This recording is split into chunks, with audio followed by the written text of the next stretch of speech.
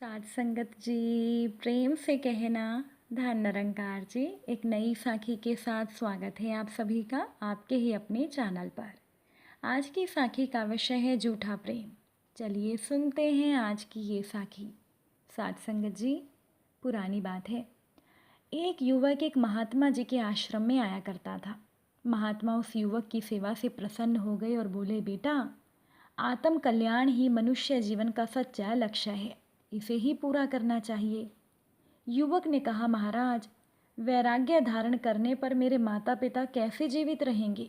मेरी युवा पत्नी मुझ पर प्राण देती है, वो तो मेरे वियोग में मर जाएगी। महात्मा बोले, कोई नहीं मरेगा बेटा, ये सब संसारिक दिखावटी प्यार है। तू नहीं मानता तो परीक्षा ले ले। युवक राजी हो गया। तो महात्मा जी ने उस युवक को प्राणायाम करना सिखा दिया और सांस रोक लेना सिखा दिया। युवक ने घर जाकर बीमार होने का नाटक किया। बड़े बड़े वैद्य की चिकित्सा हुई, किंतु दूसरे दिन ही उसने सांस रोक ली। घर वाले उस युवक को मरा हुआ समझने लगे, रोने लगे, चिल्लाने लगे। आस पड़ोस के लोग भी इकट्ठे हो गए।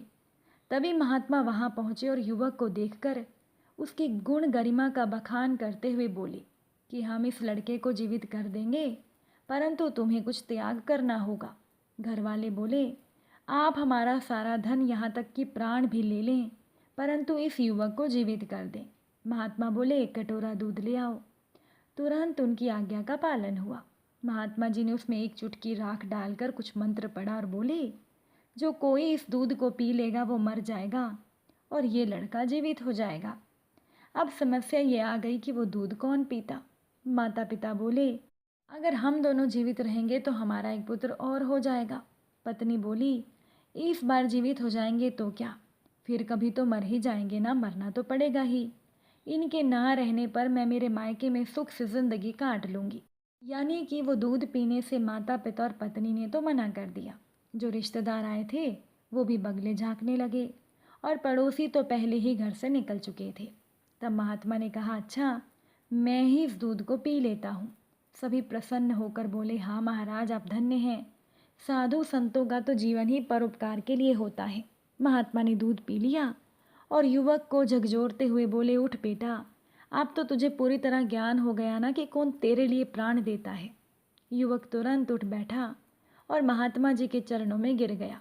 घर वालों के बहुत रोकने पर भी वो युवक महात्मा जी के साथ चला गया और संसारिक मोह माया त्याग कर आत्म कल्याण की साधना वो करने लगा। इसीलिए साथ संगत जी कहा गया है, ब्रह्म सत्यम जगन मिथ्या। साथ संगत जी, हम सभी का हाल उस युवक की तरह है। हम भी यही सोचते हैं कि हमारे बिना हमारे परिवार का क्या होगा, लेकिन सभी के बिना ज़िंदगी कट जाती है, तो हमारे बिना भी हमारे परिवार वाले जीना सीख ही जाएंगे। भगवान ने जो हमें ये अनमोल शरीर दिया है, ये भगवान की प्राप्ति के लिए ही दिया है और हम ये सब भूलकर संसारिक कार्यों में उलझ कर रह गए हैं। एक बार की बात है कि एक राजा का जन्मदिन था। सुबह सुबह जब राजा घूमने निकला तो उसने तय कर लिया कि वो रास्ते में मिलने वाले पहले व्यक्ति को पूरी तरह से खुश और संतुष्ट करेगा। राजा को एक भिखारी मिल गया। भिखारी ने राजा से भीख मांगी तो राजा ने भिखारी की तरफ एक तांबे का सिक्का उछाल दिया। सिक्का भिखारी के हाथों से छूटकर नाली में गिर गया। भिखारी नाली में हाथ डालकर तांबे का सिक्का ढूंढने लगा। राजा ने उस भिखारी को बुलाकर उसे दूसरा तांबे का सिक्का दे दिया।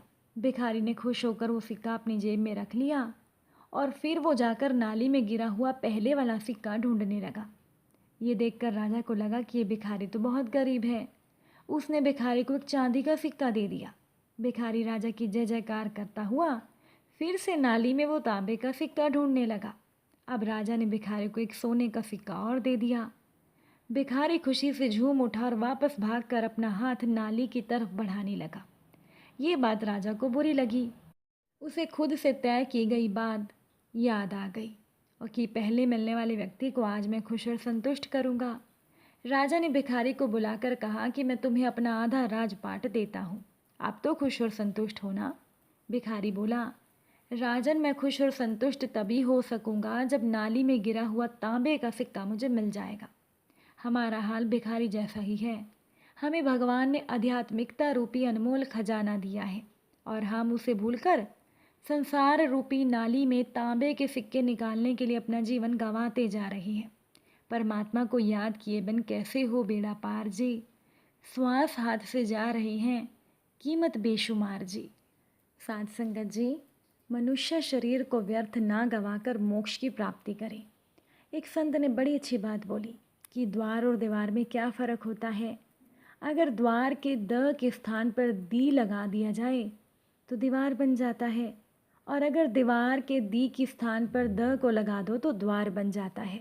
अब यह एक व्यक्ति के ऊपर निर्भर करता है कि हमने अपने जीवन को कैसा बनाना है। मोक्ष के द्वार के आगे हम अगर अभिमान माया मोह दी को लगा देंगे तो हमारे मोक्ष का द्वार द्वार ना रहकर वह दीवार बन जाएगा। हमें जो मोक्ष प्राप्त करना है उसके आगे हम दीवार लगा देते हैं। इस प्रकार हमें मोक्ष की प्राप्ति नहीं होती। अगर किसी व्यक्ति के अंदर पहले से ही मोक्ष प्राप्त करने के आगे दीवार लगी हुई है, और अगर फिर वो संतों की शरण में आता है, महापुरुषों की शरण में आता है, तो अपनी दीवार के अंदर से दी हटा देता है और उसका अहंकार माया मोह इन सब की दीवार हट करके उसके अंदर मोक्ष का द्वार बन जाता है। अब यह व्यक्ति के अंदर होता है कि हमें अपने जीवन को कैसा बनाना है, अपने जीवन को मोक्ष की तरफ ले जाना है या हमें अपने जीवन को इस माया मोह के सागर में डुबो देना है। मोह माया के चक्कर में रहोगे तो लख 84 में भटकते रहोगे, और अगर मोक्ष की तरफ बढ़ोगे तो फिर 84 के आवागमन के चक्कर से ही मुक्त हो जाओगे। फिर तो भगवान के परम धाम में पहुंच जाओगे। और भगवान श्री कृष्ण जी कहते हैं कि जो जीव मेरे धाम में आता है वो यहाँ से लौटता नहीं है। तो हम सभी को ये प्रयास करना है कि हम भी उस मोक्ष के द्वार तक पहुँचें। लेकिन उस मोक्ष के द्वार पर तब पहुँचेंगे जब हम ईश्वर की सच्ची भक्ति करेंगे और उनके बताए हुए मार्ग पर चलेंगे और उनकी आज्ञाओं को अपने जीवन में अपनाएंगे। तभी हम अपने जीवन में उस मोक्ष के द्वार तक पहुँच सकते हैं। और साथ संगत जी, ये बहुत बड़ा कठिन काम नहीं है। हमारे बड़े बड़े संतों ने, महापुरुषों ने अपने जीवन में इसी मार्ग को ही अपनाया था। इसीलिए यह जो हमें मनुष्य शरीर मिला है, यह सर्वोत्तम योनि है। इसे व्यर्थ ना गंवाकर हम मोक्ष की प्राप्ति करें। प्रभु की माया तो इतनी अद्भुत है कि इसके बंधनों से मुक्त होना असंभव है। परमात्मा ने संसार के हर रिश्ते में अपार सुख भर दिया है। जब हम पहले रिश्ते में प्रेम का सागर पार कर लेते हैं तो नए रिश्तों में अथाह प्रेम की संभावना देखने लगते हैं। जो संतान जन्म से विवाह तक माता पिता के साथ को ही अपना सर्वोपरि सुख समझते हैं, विवाह के बाद उनका प्राथमिक सुख दाम्पत्य जीवन में हो जाता है। तदुपरांत जीवन में संतान के आगमन पर उसके सुख की दिशा अपने संतान में केंद्रित हो जाती है।